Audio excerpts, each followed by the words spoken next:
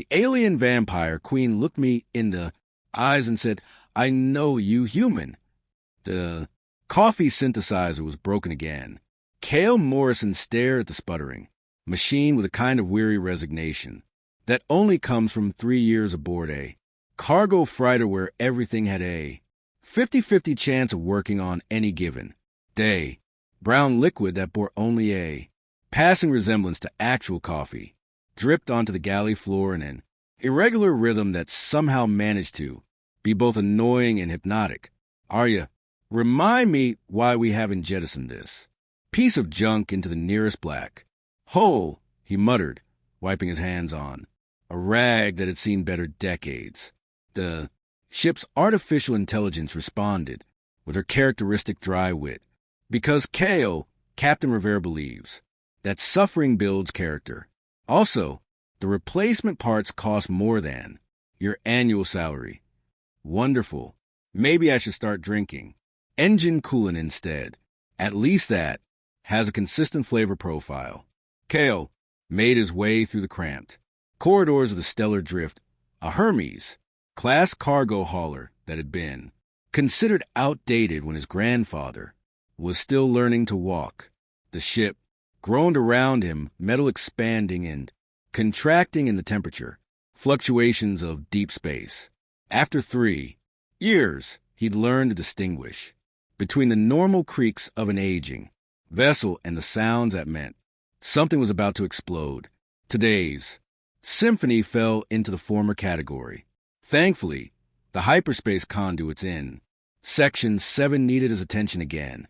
They had a habit of overheating whenever the ship pushed past 3/4 light speed, which wouldn't have been a problem if Captain Rivera wasn't obsessed with making delivery schedules that had been optimistic when they were first written.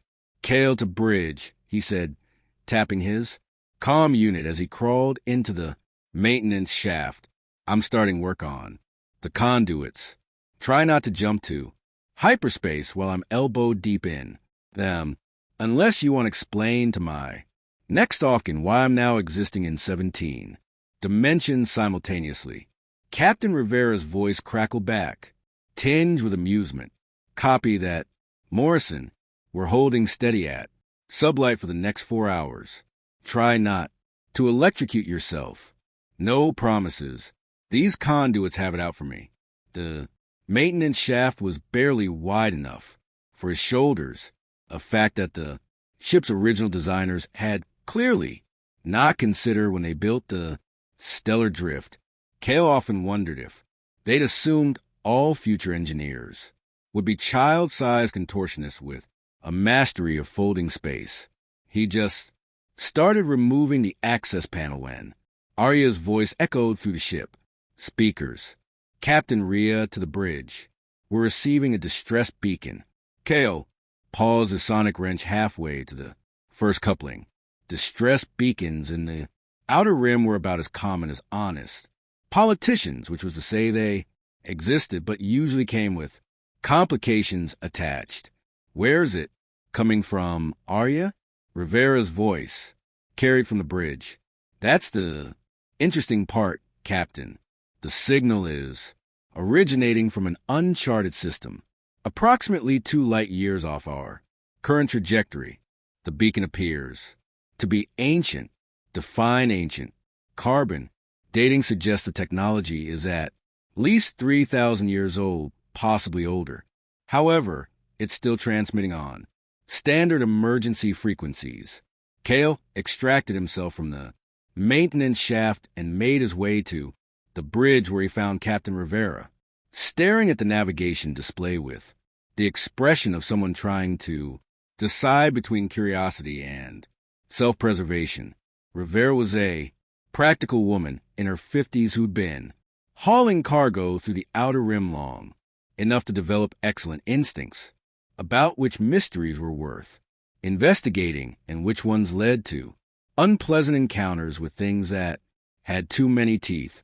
3,000 years and still broadcasting. Cale settled into his station and pulled up the technical readouts.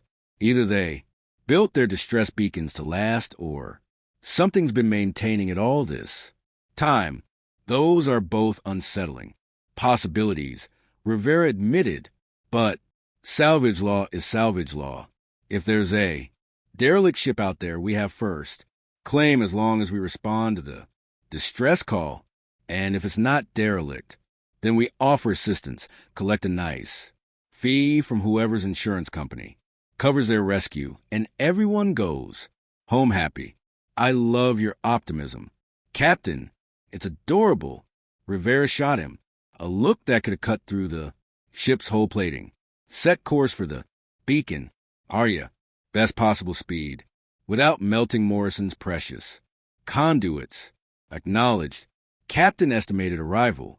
Time 14 hours, 37 minutes. As the Stellar. Drift change course. Kale returned to his repairs with a nagging feeling that their routine supply run had just become significantly less routine. In his experience, ancient technology, broadcasting distress signals fell into the same category as free money and trustworthy used starship dealers.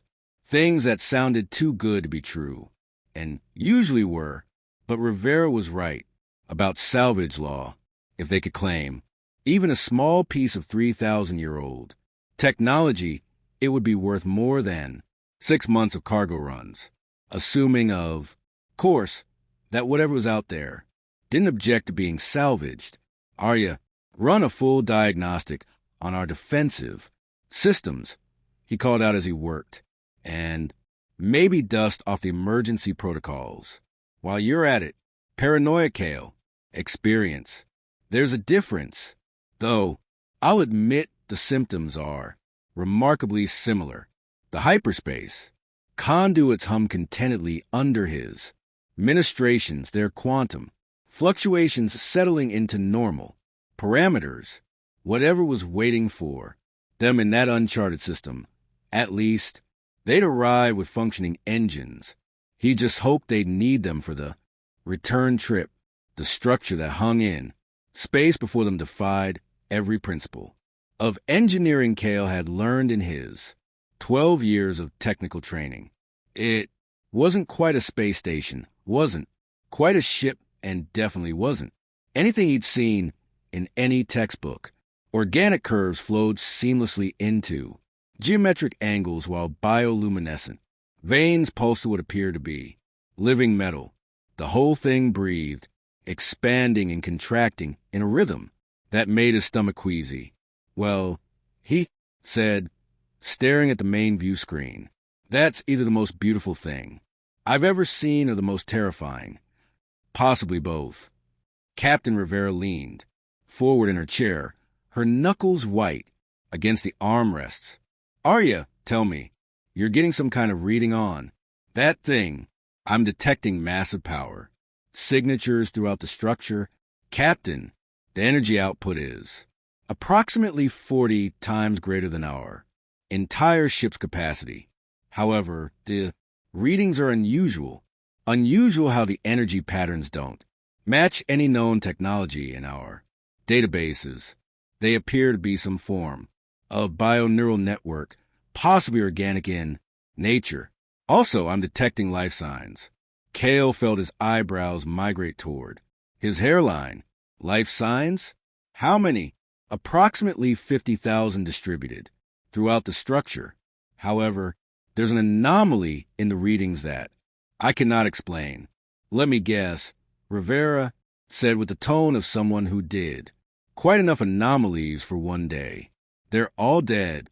No, Captain. They're all alive and dead simultaneously. The bridge fell silent except for the steady hum of the ship systems and the occasional beep from the navigation console. Kale stared at the impossible structure on the screen and tried to process Arya's words through the lens of scientific rationality. It didn't work. Arya, please tell me that's a translation error or a sensor malfunction. All systems are functioning within normal parameters. Kale, the readings are accurate, though I admit they violate several fundamental principles of biology. Just several. We're making progress. Before Rivera could respond, the communication system crackled to life with a transmission from the structure. The voice that emerged was melodious, speaking in perfect galactic standard, with just a hint of an accent. Kale couldn't place. Unknown vessel, you are welcome in our sanctuary. Please proceed to docking bay 7. We have been expecting you. Rivera and Kale exchanged glances. Expecting us? Rivera keyed to comm. This is Captain Rivera, the cargo. Vessel Stellar Drift. We received your distress beacon and came to offer assistance. Your kindness honors you, Captain Rivera. We are no longer in distress, but we would be grateful for the opportunity to meet fellow travelers among the stars. Docking Bay 7 is extending approach vectors now. The massive structure began to unfold before them, revealing a docking bay that looked large enough to accommodate a ship 10 times their size. Guidance. Beacons lit up in sequence, creating a clear path through what Kale now realized were actually massive organic, valve-like openings. Captain, he said, quietly, I'm getting some seriously. Weird readings from those docking bay doors. They're not mechanical. They're biological. Define biological. They have DNA. Well, something analogous to DNA, and they're responding to our approach like they recognize us. Specifically, Rivera drummed her fingers against her chair. Arya, what's your assessment of the risk level? Unknown, Captain. However, the structure's defensive capabilities appear to be primarily energy-based rather than kinetic. If they intended harm, they could have destroyed us long before we entered communication range. Comforting. Morrison, how quickly can we undock if things go sideways? Assuming they don't close those biological doors behind us, maybe 30 seconds. Assuming they do close behind us, we'll be having a very different conversation about interior decorating and long-term accommodations. Noted. Take us in, Arya. Slow and steady, the stellar drift glided through the docking bay entrance, and Kale watched in fascination as the organic doors sealed behind them with a wet, squelching sound that the ship's external microphones picked up and helpfully transmitted through the bridge speakers. And there goes our quick exit strategy, he muttered. Anyone else suddenly feeling like Jonah? The docking bay was vast and clearly designed for ships much larger than theirs. Bioluminescent strips provided soft blue-white illumination that pulsed in harmony with the structure's breathing rhythm. As their ship settled onto the designated landing platform, Kale noticed that the deck plating appeared to be made of the same living metal as the exterior, complete with a network of glowing veins. Life support readings are normal, Arya announced. Atmosphere composition is compatible with human physiology, though with slightly elevated oxygen content. Temperature is maintained at a comfortable 22 degrees Celsius. Well, that's suspiciously convenient, Kale said. Either they're very considered hosts or they've been studying us longer than we'd like to think about. A welcoming committee was approaching their ship, and Kale felt his brain perform a small hiccup as he processed what he was seeing. They appeared completely human, walking upright in flowing garments that seemed to shift color in the strange light. The only difference he could discern was their ears, which were distinctly elongated and pointed, giving them an almost elven appearance that would have been charming if not for the unsettling grace with which they moved. Captain, he said, his voice pitched slightly higher than usual, please tell me those aren't space elves, because I'm not mentally prepared to deal with space elves today. I don't think they prefer that terminology. Morrison, the leader of the group, approached their ship's external comm pickup and spoke in the same melodious voice they'd heard earlier. Welcome to Sanctuary, travelers. I am Therexa, speaker for the Sanguinari. We offer you the hospitality of our home. Rivera activated the external speakers. Thank you, speaker. Therexa, we're honored by your welcome. May we disembark? Of course, your ship will be tended by our biotechnicians to ensure its needs are met during your stay. As the airlock cycled and the boarding ramp extended, Kale checked his personal scanner one more time. The readings were still impossible, but impossibility was apparently the theme of the day.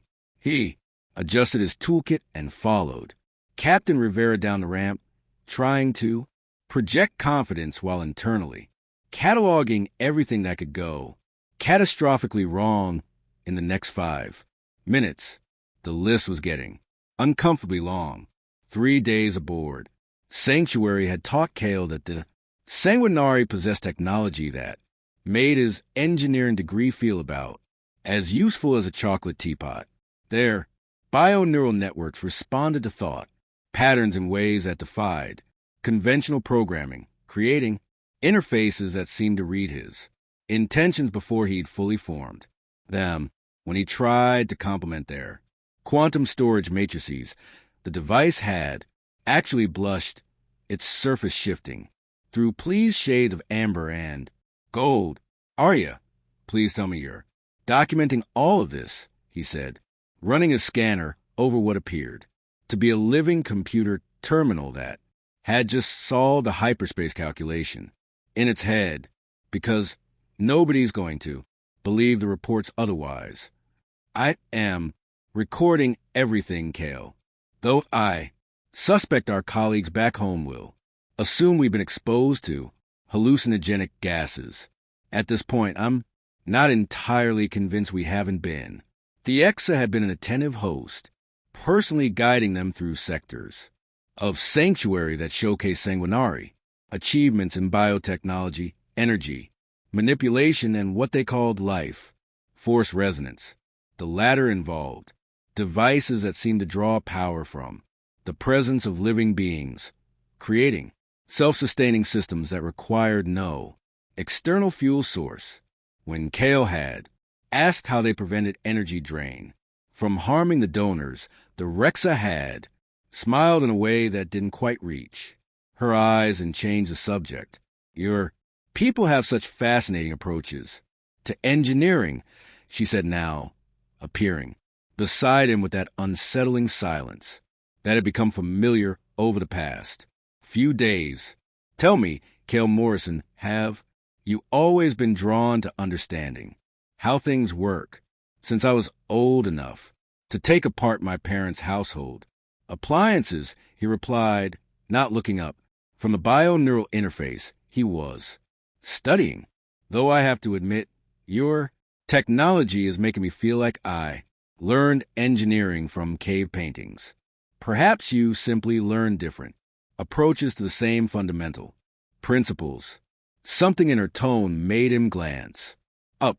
The Rexa stood closer than social convention typically dictated. Her crimson eyes fixed on his face with an intensity that made him unconsciously step backward. The movement brought his shoulder into contact with the wall, which immediately responded by adjusting its surface texture to provide optimal comfort support. Okay, that's still weird, he muttered, then addressed the Rexa directly. Can I ask you something? How did your people develop this level of biotechnology?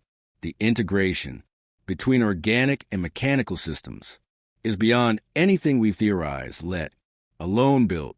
We had excellent teachers, she said, then moved away to examine a different section of the interface. Tell me about your dreams. Kale Morrison, the non sequitur, caught him off guard. My dreams? That's an unusual topic change. Humor me. Do you dream of stars? Of battles fought in the darkness between worlds? Kale felt a chill that had nothing to do with Sanctuary's climate. Control sometimes. Doesn't everyone? Space travel tends to give people vivid dreams about cosmic stuff. And do you ever dream of faces you don't recognize? but somehow no.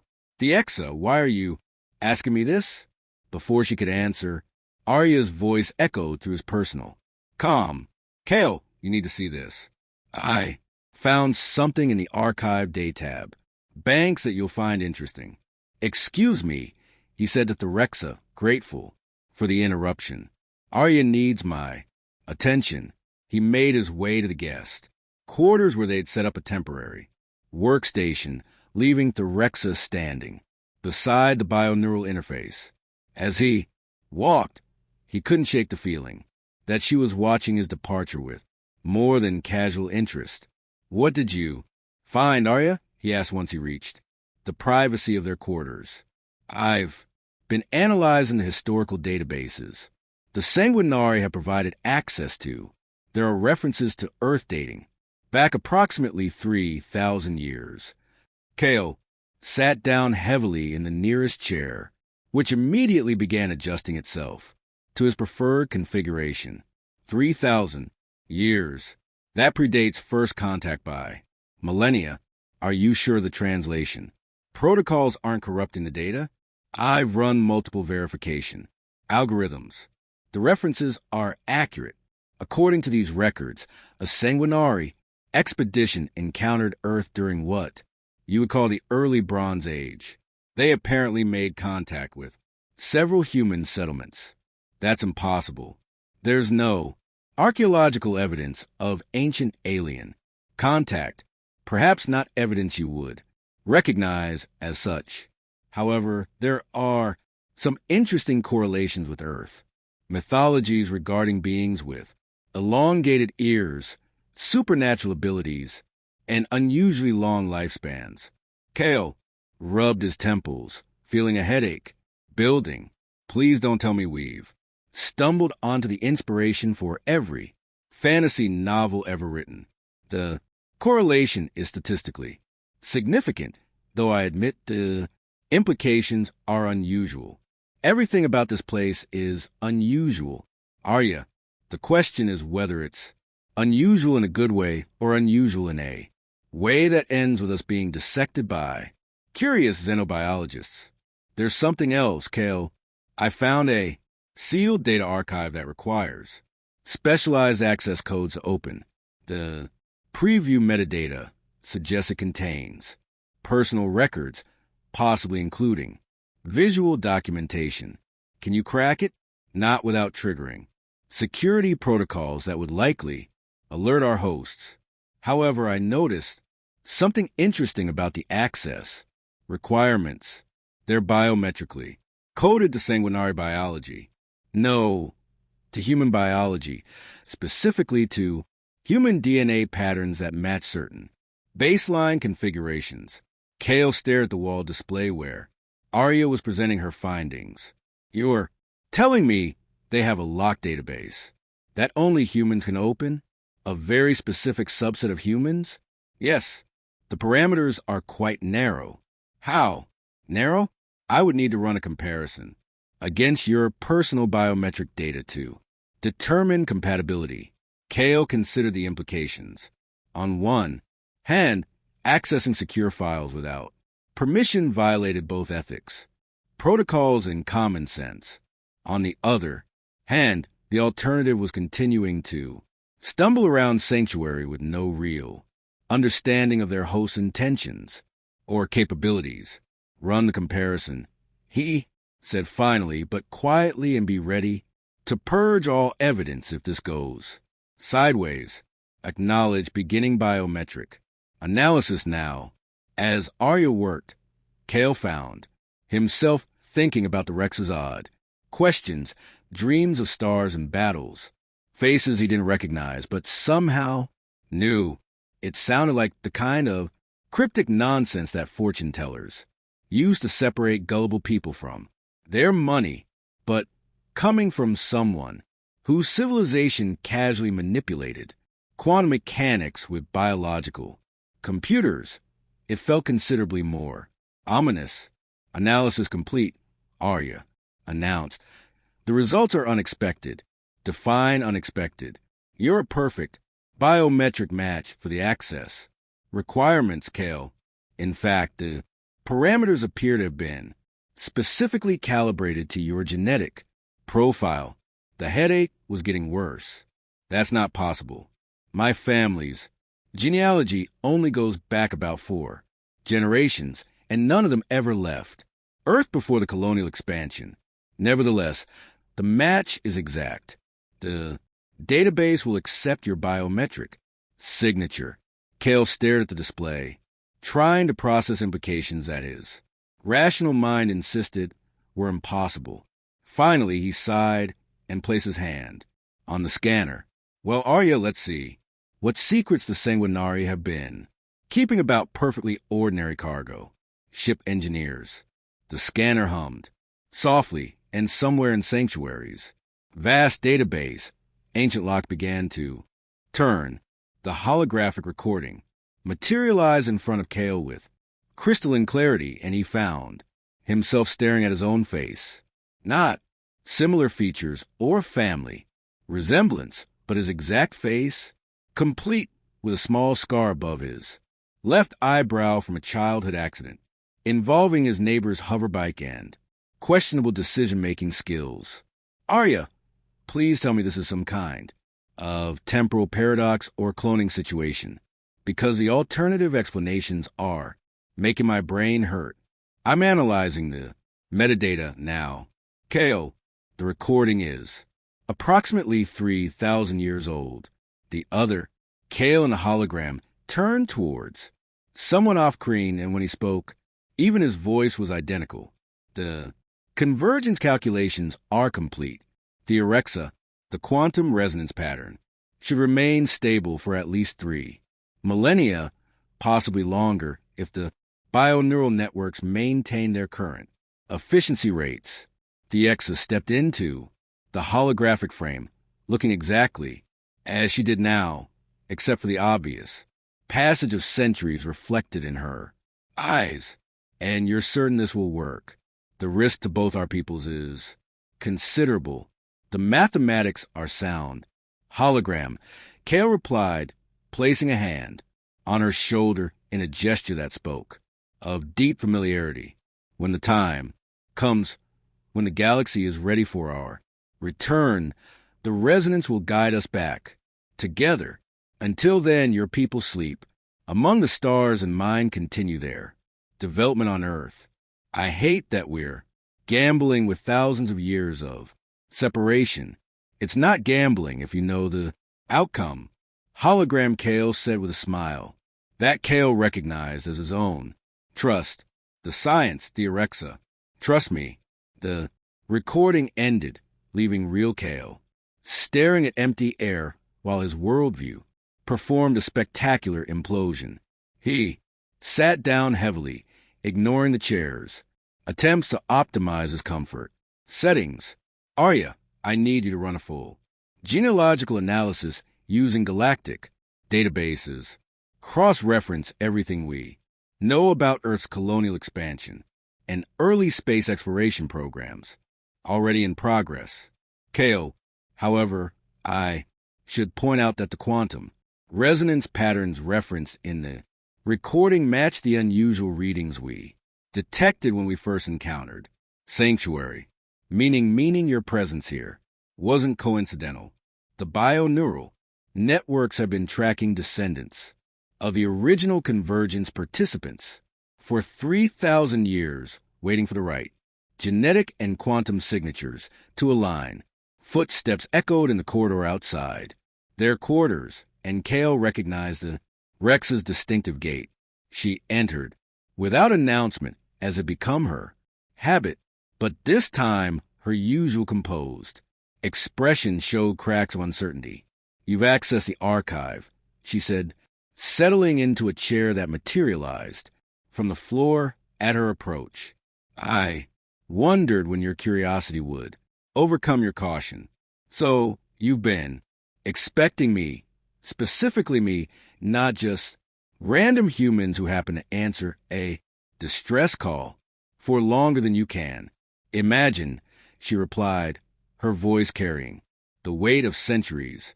Though I'll admit, when you first walked down that boarding ramp, I wasn't entirely certain. You look the same, but your quantum signature has evolved. Kale rubbed his temples, trying to massage away the growing absurdity of the situation. Let me see if I understand this correctly. 3,000 years ago, my ancestor, who was apparently my identical twin, helped your people develop some kind of cosmic hibernation system so you could wait for the right moment to reestablish contact with Earth. Your ancestor was you, Kale. Quantum consciousness doesn't follow the same rules as linear time. The convergence process allowed us to anchor your essential patterns to the quantum foam itself, ensuring eventual reincarnation when the cosmic conditions were optimal. You're telling me I'm my own great, however many greats, grandfather. The technical term is temporal quantum recursion, but yes, essentially. Kale stared at her for several seconds, then began laughing. Not the polite chuckle of social convention, but the deep, helpless laughter of someone whose sanity had just taken an unscheduled vacation. Arya, please tell me you're recording this conversation because I'm going to need proof that I didn't just imagine the most ridiculous explanation for anything ever. I am documenting everything, Kale, though I suspect this will require significant redaction before filing any official reports. The Rexa watched his laughter with an expression of fond exasperation that seemed deeply familiar, though he couldn't place the memory. You had the same reaction 3,000 years ago when I first explained quantum consciousness theory. Well, some things never change. Apparently, including my ability to find cosmic jokes hilarious. He wiped tears from his eyes and tried to focus on practical concerns. So what happens now? Do I stay here? Do your people return to the galaxy? Do I get a manual for being a temporally recursive engineer? That depends on you, Therexa said, leaning forward with an intensity that made her eyes seem to glow in the bioluminescent lighting. The convergence is complete. Our people are awakening from their long sleep, and the galaxy has developed sufficient complexity to support our return. But the choice of how we proceed belongs to you, me, specifically, or humans in general. You, specifically, the quantum resonance patterns are key to your consciousness. You're the bridge between what was and what could be. Kale looked around their quarters, taking in the impossible technology, the living architecture, the casual violation of everything he thought he knew about physics and biology. Then he thought about the stellar drift, about Captain Rivera waiting patiently for him to finish his investigation, about Arya's dry commentary and the perpetually broken coffee synthesizer. I have one condition, he said finally. Captain Rivera and the crew come with us. They answered your distress call in good faith, and they deserve to be part of whatever comes next. Theexa smiled, and this time it reached your eyes.